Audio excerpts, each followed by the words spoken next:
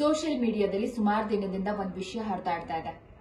ಹಳ್ಳಿ ಪವರ್ ಅನ್ನೋ reality show start ಆಗಿದೆ. ಅಲ್ಲಿಂದ ಎಲಿಮಿನೇಟ್ ಆಗಿ ಬಂದಿರೋ ಕಂಟೆಸ್ಟೆಂಟ್ಗಳು ಹೊರಗಡೆ ಕೂತ್ಕೊಂಡು ರಿಯಾಲಿಟಿ ಶೋ ಬಗ್ಗೆ ಬ್ಲೇಮ್ ಮಾಡ್ತಾ ಇದ್ದಾರೆ. ಅವ್ರು ಮಾತಾಡ್ತಾ ಇರೋದೆಲ್ಲ ಸರಿನಾ ತಪ್ಪಾ ಅದ್ರ ಬಗ್ಗೆ ನಾನು ಮಾತಾಡೋದಿಲ್ಲ. ಬಟ್ ನಿಮ್ಗೆ ಗೊತ್ತಿಲ್ಲದಿರೋ ಒಂದಷ್ಟು ವಿಷಯಗಳನ್ನ ಹೇಳ್ತೀನಿ. ನಾನು ಯಾಕೆ ಹೇಳ್ತಾ ಇದ್ದೀನಿ ಅಂದ್ರೆ, ಪ್ಯಾಟೆ ಹುಡುಗಿರ ಹಳ್ಳಿ ಲೈಫ್ ಸೀಸನ್ 1 ಅಲ್ಲಿ ನಾನು ಒನ್ ಆಫ್ ದ ಕಂಟೆಸ್ಟೆಂಟ್ ಆಗಿದ್ದೆ. ಈಗಲೂ ಜನ ನನ್ನನ್ನು ಕೋಳಿ ರಮ್ಯಾ ಅಂತಾನೆ ರೆಕಗ್ನೈಸ್ ಮಾಡ್ತಾರೆ. ಅಷ್ಟು ಪಾಪ್ಯುಲಾರಿಟಿ ನನಗೆ ಆ ಶೋ ಇಂದ ಸಿಕ್ಕಿತ್ತು. ಈ ತರ ರಿಯಾಲಿಟಿ ಶೋ ಸ್ಟಾರ್ಟ್ ಆಗೋದಕ್ಕಿಂತ ಮುಂಚೆ ಒಂದು ಜಾಗದಲ್ಲಿ ಆಡಿಷನ್ ಅಂತ ಫಿಕ್ಸ್ ಮಾಡ್ತಾರೆ. ನಿಮ್ಗೆ ಇಷ್ಟ ಇದ್ರೆ ಬನ್ನಿ ಅಂತ ಹೇಳ್ತಾರೆ. ನಿಮ್ಗೆ ಇಷ್ಟ ಇದ್ರೆ ಬನ್ನಿ ಅಂತ ಹೇಳ್ತಾರೆ. ನೋಟ್ ಮಾಡ್ಕೊಳ್ಳಿ, ಯಾರು ನಿಮ್ ಕಾಲ್ ಹಿಡ್ಕೊಂಡು ಬನ್ನಿ ನೀವು ಬರ್ಲಿಲ್ಲ ಅಂದ್ರೆ ನಮ್ ಶೋನೇ ನಡೆಯಲ್ಲ ಅಂತ ಬೆಗ್ ಮಾಡ್ಕೊಳ್ಳೋದಿಲ್ಲ ಅಥವಾ ಥ್ರೆಟನ್ ಮಾಡಲ್ಲ. ನೀವು ಬರ್ಲಿಲ್ಲ ಅಂದ್ರೆ ಹಂಗ್ ಮಾಡ್ತೀನಿ ಹಿಂಗ್ ಮಾಡ್ತೀನಿ ಅಂತ ಹೆದರ್ಸೋದಿಲ್ಲ. ನಿಮ್ಗಿಷ್ಟ ಇರುತ್ತೆ, ಪಾಪ್ಯುಲಾರಿಟಿ ಬೇಕಾಗಿರುತ್ತೆ, ಟಿವಿಲಿ ಕಾಣಿಸ್ಕೋಬೇಕು ಅನ್ನೋ ಆಸೆ ಇರುತ್ತೆ, ಅದಕ್ಕೋಸ್ಕರ ಹೋಗ್ತೀರಾ. ಕರೆಕ್ಟಾ? ಈ ಚಾನಲ್ ಅವ್ರಿಗೂ ಬುದ್ಧಿ ಇರೋದಿಲ್ಲ. ಆಡಿಷನ್ ಬಂದಾಗ್ಲೇ ಫಿಸಿಕಲಿ ಅವ್ರು ಫಿಟ್ ಆಗಿರ್ತಾರಾ ಇಲ್ವಾ ಅಂತ ಟಾಸ್ಕ್ ಕೊಟ್ಬಿಟ್ಟು ಚೆಕ್ ಮಾಡಿ ಕ್ಲಾರಿಟಿ ತಗೋಬೇಕು. ಅದನ್ನ ಇವರು ಮಾಡ್ತಾ ಇಲ್ಲ.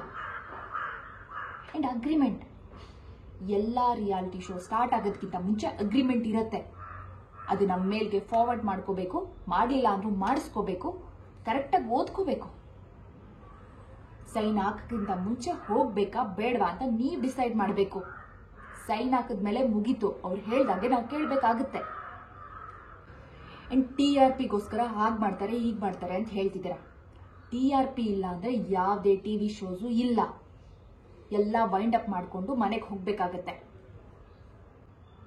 ಇನ್ನು ಇದು 100% ಸ್ಕ್ರಿಪ್ಟ್ ಅಂತ ನೋಡಿದೆ. ಸ್ಕ್ರಿಪ್ಟ್ ಅನ್ನೋದಕ್ಕೆ ಮೀನಿಂಗ್ ಏನು ಗೊತ್ತಾ? ಈ ಸೀರಿಯಲ್ ಅಲ್ಲಿ ಡೈಲಾಗ್ ಟು ಡೈಲಾಗ್ ಇರುತ್ತೆ ಅಲ್ವಾ? ಡೈಲಾಗ್ ರೈಟರು ಏನ್ ಡೈಲಾಗ್ ಬರ್ದಿರ್ತಾರೋ, ಸೆಂಟೆನ್ಸ್ ಏನ್ ಹೇಳಿರ್ತಾರೋ ಅದನ್ನ ಹಂಗೆ ಬಟ್ಟಿ ಇಳಿಸ್ತೀವಲ್ಲ, ಅದು ಸ್ಕ್ರಿಪ್ಟ್ ಅಂತ ಹೇಳ್ತಾರೆ. ರಿಯಾಲಿಟಿ ಶೋ ಹೇಗೆ ನಡೆಯುತ್ತೆ ಗೊತ್ತಾ? ಯಾವ್ಯಾವ ಟಾಸ್ಕ್ ನಡಿಬೇಕು ಅಂತ ಮೊದಲೇ ಪ್ಲಾನ್ ಆಗಿರತ್ತೆ. ಈ ಟಾಸ್ಕ್ ಆದ್ಮೇಲೆ ಈ ಕಂಟೆಂಟ್ ಮಾಡಬೇಕು ಅಂತಾನೂ ಪ್ಲಾನ್ ಆಗಿರತ್ತೆ. ಅಥವಾ ಸ್ಪಾಂಟೇನಿಯಸ್ ಆಗಿ ಅಲ್ಲೇ ಕಂಟೆಂಟು ಮಾಡಬಹುದು. ಆದ್ರೆ ಯಾವ ಟಾಸ್ಕ್ ಅಲ್ಲಿ ಯಾವ್ದು ಮಾತಾಡಬೇಕು ಅಂತ ಯಾರು ಡಿಸೈಡ್ ಮಾಡಿರಲ್ಲ. ಅಂಡ್ ಹೆಲ್ತ್ ಬಗ್ಗೆ ಅವರು ಕೇರ್ ಮಾಡ್ತಾ ಇರಲಿಲ್ಲ ಅಂತ ಕೇಳ್ಪಟ್ಟೆ. ಹೆಲ್ತ್ ಬಗ್ಗೆ ಕೇರ್ ಮಾಡಿಲ್ಲ ಅಂದ್ರೆ ಯಾಕೆ 24/7 ಆಂಬ್ಯುಲೆನ್ಸ್ ನಿಂತಿರುತ್ತೆ? ನಿಮ್ಗೆ ಏನಾದ್ರೂ ಪ್ರಾಬ್ಲಮ್ ಆಯ್ತು ಅಂದ್ರೆ ನಿಮ್ ಮನೆಯವರು ಅಷ್ಟು ಕೇರ್ ಮಾಡ್ತಾರೋ ಇಲ್ವೋ, ಅವ್ರು ತಕ್ಷಣ ಹಾಸ್ಪಿಟ್ಲಿಗೆ ಕರ್ಕೊಂಡು ಹೋಗ್ತಾರೆ. ಯಾಕಂದ್ರೆ ಅಷ್ಟು ದೊಡ್ಡ ಜವಾಬ್ದಾರಿ ಅವ್ರ ತಲೆ ಮೇಲೂ ಇರುತ್ತೆ. ನಮ್ಗೇನಾದ್ರೂ ಆದ್ರೆ ಅವ್ರು ಸುಮ್ಮನೆ ಬಿಟ್ಬಿಡ್ತಾರ? ಇಷ್ಟೊಂದು ಹಾರ್ಟ್ಲೆಸ್ ಆಗಿ ಅವ್ರ ಬಗ್ಗೆ ಬ್ಲೇಮ್ ಮಾಡೋದು ನನಗಂತೂ ತುಂಬಾ ತಪ್ಪು ಅಂತ ಅನ್ನಿಸ್ತು. ಓಕೆ, ಎಲ್ಲರೂ ಒಂದೇ ತರ ಇರೋದಿಲ್ಲ. ನಿಮ್ಗೆ ಹಳ್ಳಿ ಲೈಫ್ಗೆ ಸೆಟ್ ಆಗಕ್ಕಾಗ್ಲಿಲ್ಲ, ಟಾಸ್ಕ್ ಮಾಡೋದಕ್ಕಾಗ್ಲಿಲ್ಲ, ದಟ್ಸ್ ಫೈನ್.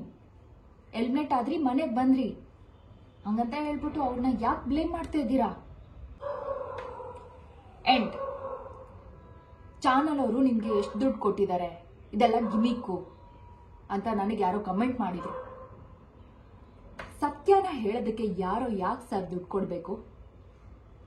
ಇಷ್ಟು ವರ್ಷ ನಾನು ಇದೇ ಇಂಡಸ್ಟ್ರಿಯಲ್ಲೇ ವರ್ಕ್ ಮಾಡ್ತಾ ಇದ್ದೀನಿ. ಕನ್ನಡ ಮಾತ್ರ ಅಲ್ಲ, ತೆಲುಗು, ತಮಿಳು, ಮಲಯಾಳಂ ಎಲ್ಲಾದ್ರ ಲ್ಯಾಂಗ್ವೇಜ್ ಅಲ್ಲೂ ಸೀರಿಯಲ್ಸ್ ಮಾಡಿದ್ದೀನಿ, ರಿಯಾಲಿಟಿ ಶೋಸು ಮಾಡಿದ್ದೀನಿ. ಅಷ್ಟು ಕೃತಜ್ಞತೆ ಬೇಡವಾ ನನಗೆ? ಇದಕ್ಕೆಲ್ಲ ಮೂಲ ಕಾರಣ ನಾನು ಮಾಡಿರೋ ರಿಯಾಲಿಟಿ ಶೋ ಪ್ಯಾಟೆ ಹುಡುಗಿರ್ ಹಳ್ಳಿ ಲೈಫು. ಅನ್ನ ತಿಂದಿದ್ದೀನಿ ಸರ್, ಅಷ್ಟು ಗ್ರ್ಯಾಟಿಟ್ಯೂಡ್ ಇಲ್ದಲೆ ಇರಕ್ಕಾಗುತ್ತಾ?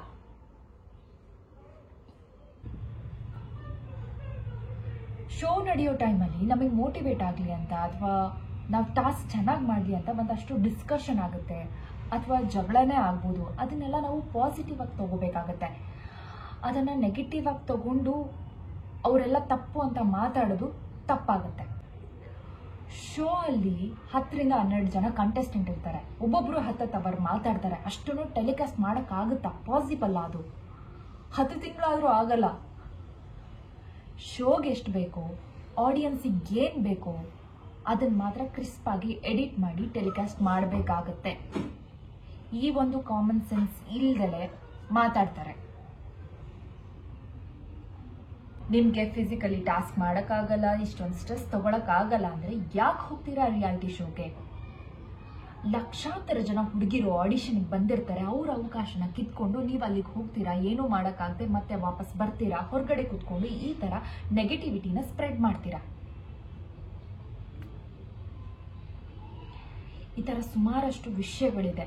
ಅದ್ರ ಬಗ್ಗೆ ನಾಲೆಡ್ಜೇ ಇಲ್ಲದೆ ಹೊರಗಡೆ ಈ ಥರ ನೆಗೆಟಿವಿಟಿನ ಸ್ಪ್ರೆಡ್ ಮಾಡ್ತಾ ಇದ್ದೀರಾ. ಆ ವಿಡಿಯೋಗಳನ್ನು ನೋಡಿ ನನಗಂತೂ ತುಂಬಾ ಬೇಜಾರಾಯಿತು. ಆ್ಯಂಡ್ ವಾಟ್ ಐ ಫೆಲ್ಟ್, ನಾನು ಇದ್ರ ಬಗ್ಗೆ ಸ್ಟ್ಯಾಂಡ್ ತಗೊಳ್ಳೇಬೇಕು, ಇದ್ರ ಬಗ್ಗೆ ಮಾತಾಡಲೇಬೇಕು ಅಂತ ಈ ವಿಡಿಯೋಗಳನ್ನು ಮಾಡಿದ್ದೀನಿ.